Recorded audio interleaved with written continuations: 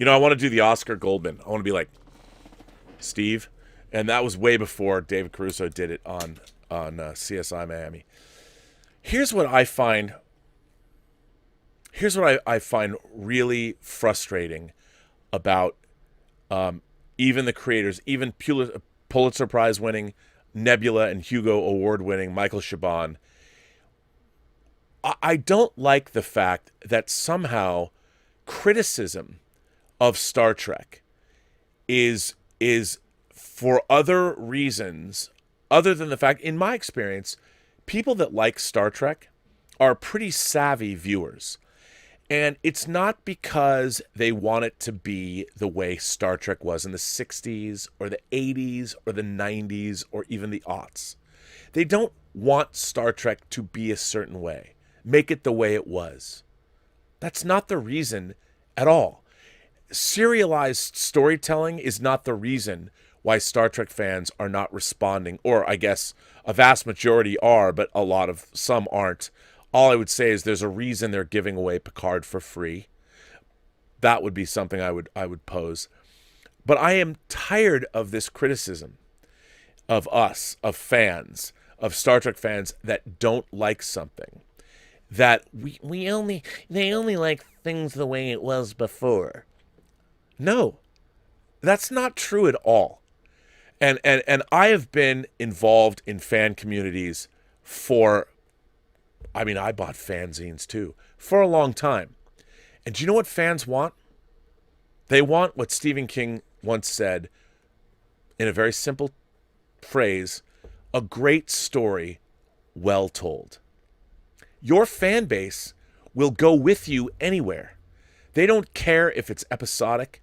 They don't care if it's serialized. The hardcore fans want great stories well told.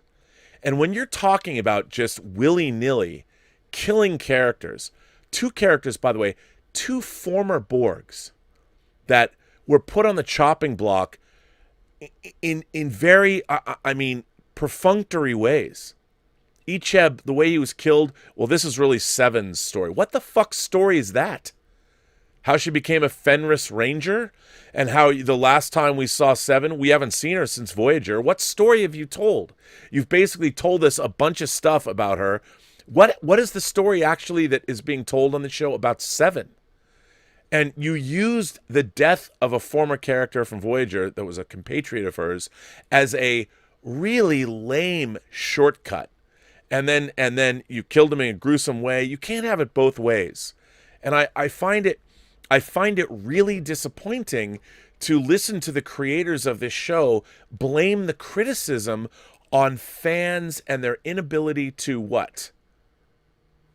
Not like, I don't want Star Trek to be like it was in the 60s. I don't want Star Trek to be like it was in the animated series or in the movies or in the Next Generation or in Deep Space Nine or Voyager or in Enterprise. What I want is I want great storytelling. The way, I don't know.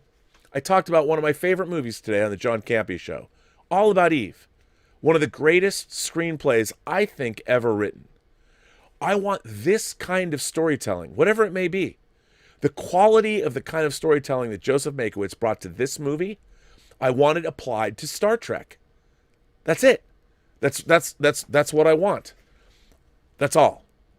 And when I'm hearing somebody like Michael Chabon, whose work I greatly admire, talk about things the way he's talking about them, I'm like, why don't you put the same kind of acumen you put into your Nebula and Hugo Award-winning books into Star Trek? And I don't understand it. That's all fans want.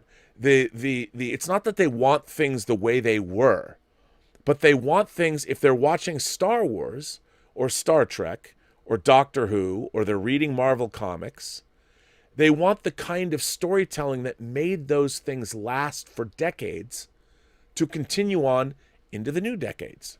That's what people want. They want great storytelling. That's it. That's it. They want their storytelling to make sense.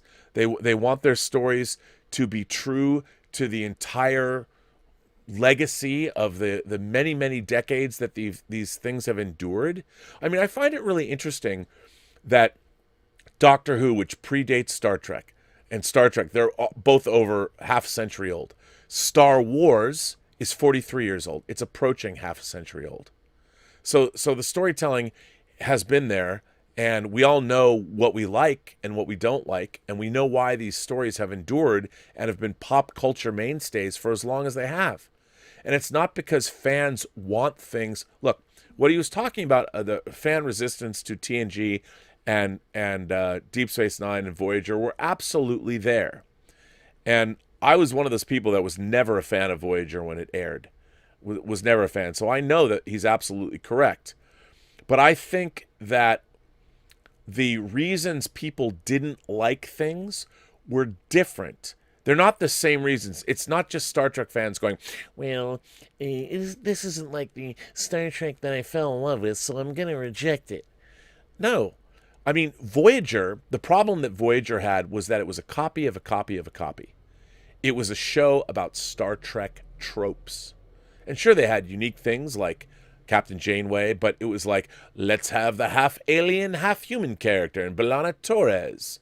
Or we won't have Data, but we'll have the holographic Doctor. So what they did was they took all of these Star Trek tropes and they made a show out of it. And then it went back to being Star Trek, like the original series, a ship going from place to place. They tried to give it an overarching, something different, but they didn't buy into their own premise. You know, their own premise was, here's a ship cut off from the Federation, and from the very beginning, like, we're going to try and get home. What they should have done is embrace the premise and said, we're never getting home. What we're going to have to do, we have to resolve ourselves to build a Federation beachhead. How can we bring a little bit of the Federation to a lawless land when we have no choice? How can we do that? How can we build coalitions? And they went in a different direction because they didn't jump in into their premise. And Deep Space Nine, they had a new premise, but they didn't know what they were gonna do with it for a while. That's why if you watch Deep Space Nine from season to season to season, seasons 1, 2, and 3, the premise keeps changing. It really isn't until the Dominion War breaks out and becomes, well, we see it as the Klingons going to war, but seasons 4, 5, 6, and 7 of Deep Space Nine sort of coalesced into something new, and it finally really found its own way and its own premise, which was, here was a frontier outpost that literally was in the middle of a galactic conflict, and it was very interesting, and that's when Deep Space Nine finally came into its own. But it's hard to make a new sci-fi show. And I think the problem that I have with Picard, my overreaching problem, is that you have over 50 years of Star Trek to look at. The good, the bad, the not so good. And what I want is, again, a great story well told.